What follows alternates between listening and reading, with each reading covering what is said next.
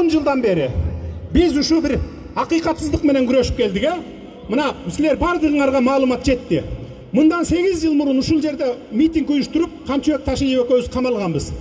Билесиңер, анда биздин бүгүнкүдөй смартфонубуз жок болчу, интернет, YouTube, Одноклассник, Facebook деген жок болчу, Instagram деген.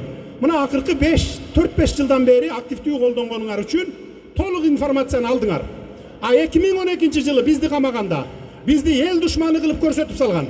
Бардыгыңар мына ушу север айрыкча түштүктө Камчыбек Ташиевдин 7 каналы бар эле, ал туура маалыматты жеткизип атып, түштүк толук информация алат эле.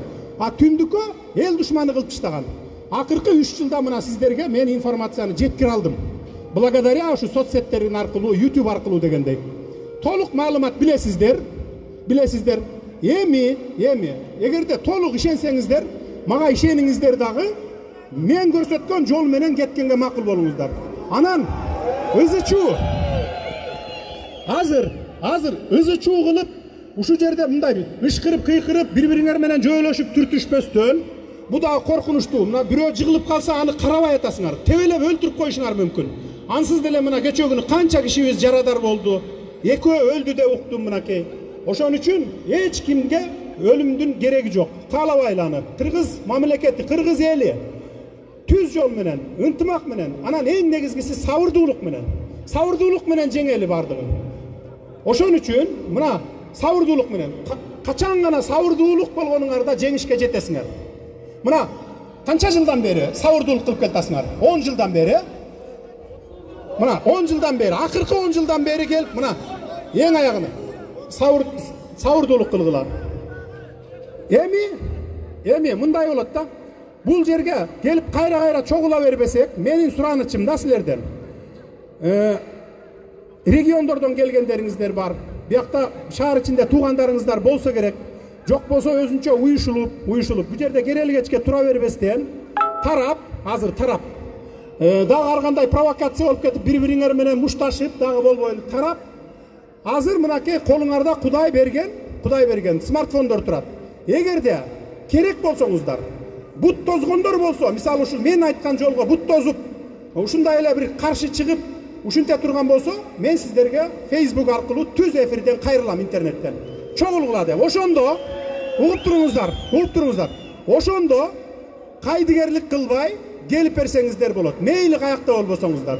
Мен муну эмне үчүн айтып атам? Азыр бизде 2010 жылы да ошондой болгон, 2005 ошондой болгон.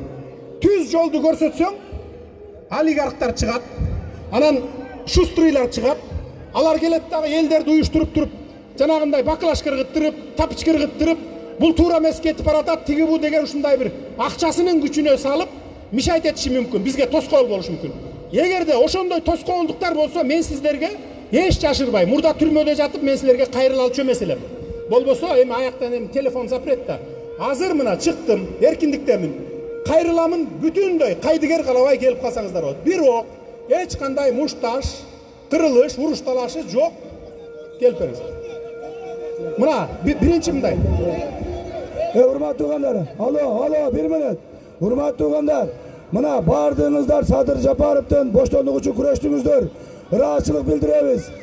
Урматтуу туугандар, бүгүн Садырдын айтканына макул болсоңуздар, 2 айдан кийин Садыр Жапаровду президент кылабыз.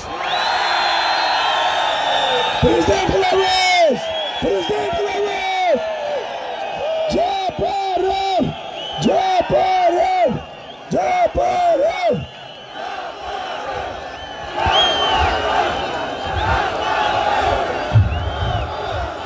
Туугандар, 1 мүнөт. Урматтуу эл журт, урматтуу туугандар, эгерде бардыгыңыздар мыйзамдан чыккыбыз келбесе, бүгүн кечинде уже Садыр Кудай кааласа мамлекетибиздин президентинин милдетин аткаруучу болот.